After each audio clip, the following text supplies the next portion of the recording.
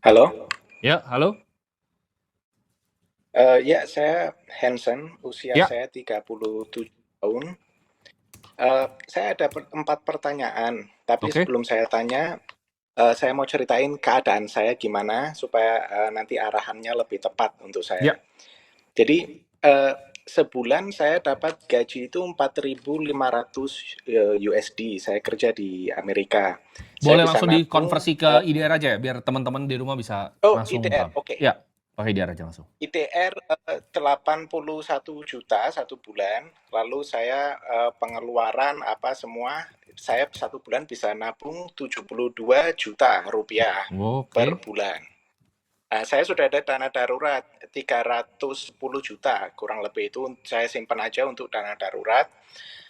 Lalu ada cash untuk sehari-hari sekitar 18 juta aja. Nah, karena Bitcoin itu masih bear market sekarang, jadi Ya, saya itu ada Bitcoin sekitar 99.000 USD. Jadi hampir 1,8 miliar itu ya. di Bitcoin semua. Average-nya saya dapat di sekitar 68.000 Oke. Bitcoin-nya. Lalu ada BCA cuman satu lot, terus S&P 500 cuman 143 dolar, jadi cuman Ya, 2,6 ya juta nggak kurang dihitung lah. lebih. Ya, Nggak usah dihitung. Eh, nah, sekarang pertanyaan saya ini ada 4. Pertanyaan yang pertama, saya itu kepingin punya 1 juta dolar dalam ya mau 10 tahun pun nggak masalah sih, karena saya masih mau kerja terus kan, sampai ya. sekitar 10 tahun lagi ke depan. Nah, pertanyaan yang pertama, kalau saya kepingin 1 juta dolar sekitar 10 tahun lagi itu, ke aset apa aja ya kira-kira yang bisa saya investasikan? Bisa Itu savings berapa? satu. Kamu Yang kamu bisa savingsnya berapa? per bulan saya bisa saving 72 juta Hmm. rupiah per bulan. Nah, itu yang pertama pertanyaan saya itu. Yang kedua, nanti kalau sudah mencapai 1 juta dolar, ke aset apa aja saya harus investasi supaya saya full bisa hidup dari passive income aja dari investasi, tapi nggak kalah dengan inflasi gitu. Jadi masih bisa hidup, terus inflasinya juga masih bisa ketutup. Itu asetnya apa aja kalau saya nanti sudah mencapai 1 juta dolar. Oke. Pertanyaan yang ketiga, apa bedanya saya beli VOO, itu kan S&P Ya, 500 yang punya betul. Vanguard, dengan VUAA yang London Stock Exchange yang dari aplikasi IBKR. Itu bedanya apa? FUAA. Terus, betul, VUAA.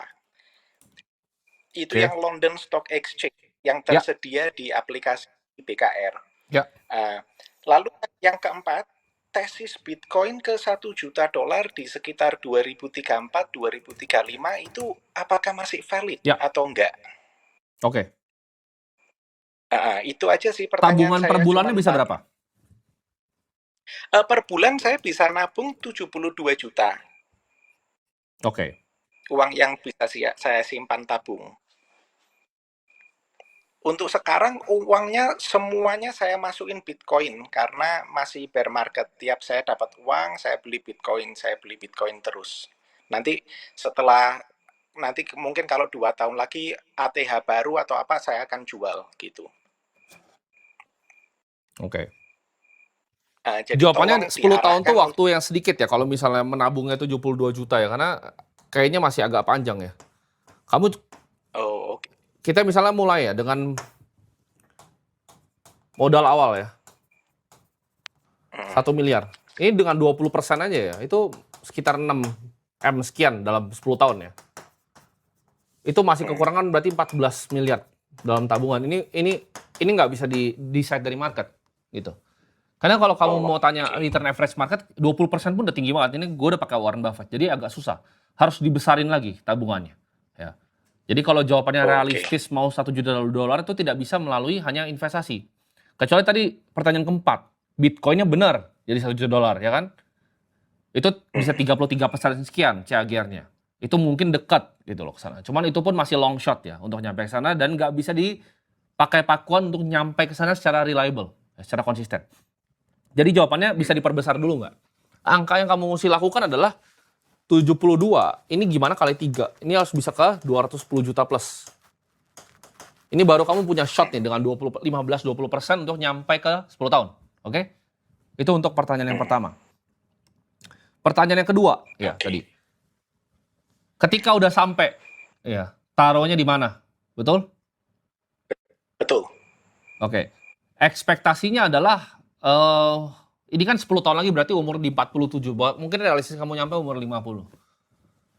Mm-mm. Itu profilnya seperti Taruhlah apa? umur. Profil resikonya seperti apa? Saya agresif nggak apa-apa. Oke. Kalau Karena mau agresif, saya akan sampai bagi ke sini. dua. Saya akan bagi dua, ya. Ini akan bonds instrumen.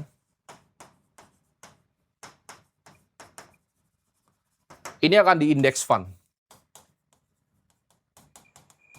Oke.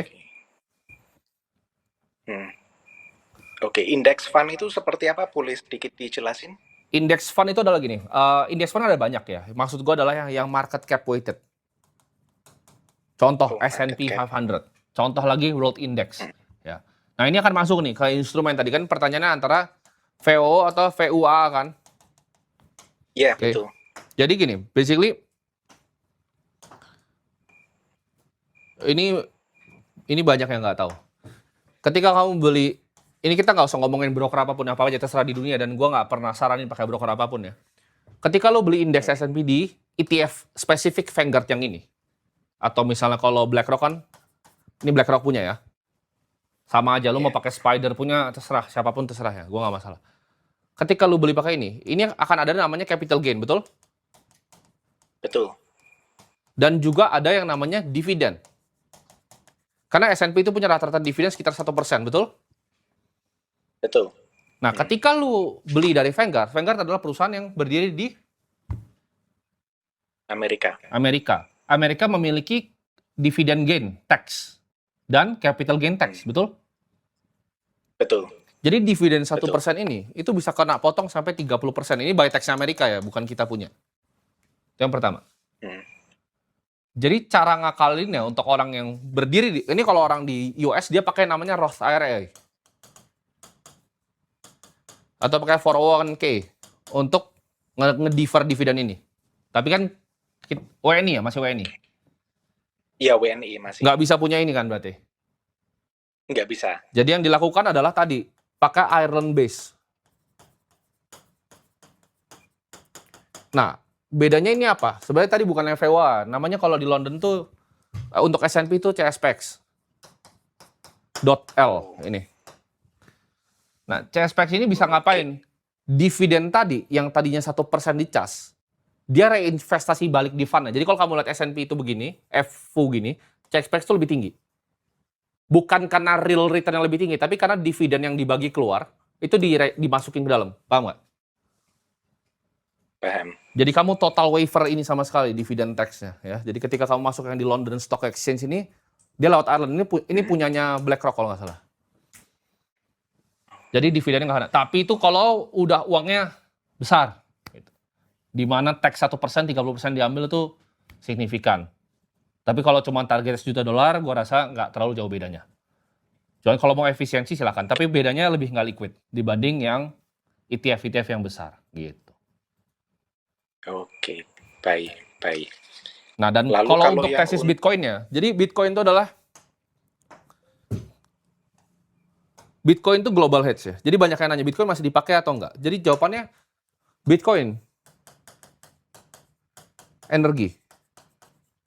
Karena satu Bitcoin dibikin oleh komputasi matematika, yaitu energi. Jawabannya apakah Bitcoin pasti dipakai sampai ke depan? Jawabannya pasti. Karena kalau lu tinggal di Gaza, lu tinggal di Iran sekarang, lu nggak bisa transaksi. Gitu. Bahkan di Rusia pun kemarin mereka banyak yang trauma ketika SWIFT itu nge-ban mereka, susah sekali untuk cross border payment. Semuanya lewat kripto. Jadi use case kripto dalam sisi itu selalu ada. Tapi dunia ini berubah ya. Tepatnya di tahun berapa? Tepatnya di tahun 2024. Kita approaching yang namanya singularity. Di mana AI ini akan lebih pintar dari semua kita. Jadi jawabannya, ketika lu kan harus melihat dunia ini seperti air terjun. Ada investor, ada uang, ada orang pintar. Oke. Sebelum 2024, orang pintar akan beli ini. Tapi sekarang kalau gue kasih pilihan lo, ya. Ini ada Bitcoin. ada Nvidia, ya, ada ASML, mesin litografinya, ada Taiwan Semiconductor. Lu duduk sama 20 orang paling kaya, siapapun itu, terserah mau dari Rusia, mau dari Sudan, kayak terserah, siapapun itu. Ya. Lu tanya ke mereka, bos, lu mau belinya apa dari 4 ini? Yang beli Bitcoin pasti paling sedikit, betul? Iya, betul. Karena ini teknologi yang lebih foundational. Karena ini intelligent. Bitcoin ini energi.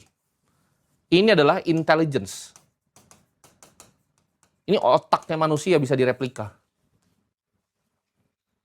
Jadi AI ini besar sekali dan orang-orang masih banyak yang nggak bisa menghitung gitu loh. Kira-kira AI ini ke depannya bisa jadi seperti apa? Dan kalau currency aslinya di depan, currency akan pakai energi. Ya. Ini udah diomongin sama banyak orang ya, Elon Musk, kalau lu ngomong kayak Mark Andreessen, Ben Horowitz, semua orang di Amerika udah nganggap bahwa uang ke depannya akan energi. Jadi ketika lu punya power plant nuklir, akan bayarnya berapa gigawatt gitu. Karena semua constraint di dunia ini cuma energi. Kenapa? Karena AI itu butuh compute, butuh energi. Bahkan kalau lu perhatikan, miner-miner Bitcoin besar di dunia itu semuanya pivot di tahun 2024. Semua miner yang tadinya server dipakai untuk nambang Bitcoin, mereka beli ASIC miner itu, diubah ya buat data center AI, betul? Betul. Jadi dunia investasi Betul. ini sangat fluid. Dan problematikanya apa? Dengan pertumbuhannya ini. AI kemarin salah satu researchernya menyelesaikan masalah matematika, Jacobian conjecture. Itu nggak bisa selesai selama puluhan tahun. Tapi cloud selesain sambil researchernya itu nonton bola kemarin. Jadi kita udah masuk era singularity ini. Di mana dunia ini akan berubahnya ntar cepat banget ke depan. Karena dia udah lebih pintar dibanding semua manusia digabungin. Dan kalau lu tadi balik lagi tadi, orang kaya beli apa? Oke. Lu mau cari asetnya naik, lu tinggal tanya orang kaya beli apa. Contoh misalnya di Indonesia ada orang mau bilang, oh gue mau beli rumah di sini, di daerah A, B, C. Ada orang kaya nggak beli di situ?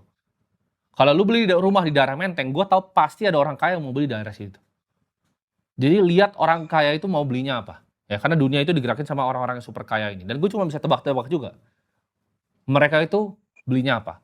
Jadi apakah bisa ke 1 juta? Kalau flow-nya ini balik ke sini bisa. Tapi kalau selamanya akan diinvestasikan terus di AI, dan menurut gue akan diinvestasikan terus di AI. Karena ini kereta ini nggak ada yang bisa stop. AI butuh data center yang lebih besar, butuh listrik yang lebih besar. Ya. Jadi secara fundamental itu dua itu yang akan jadi besar. Oke? Oke. Oke. Ya, terima kasih ya. Ya, semoga terjawab.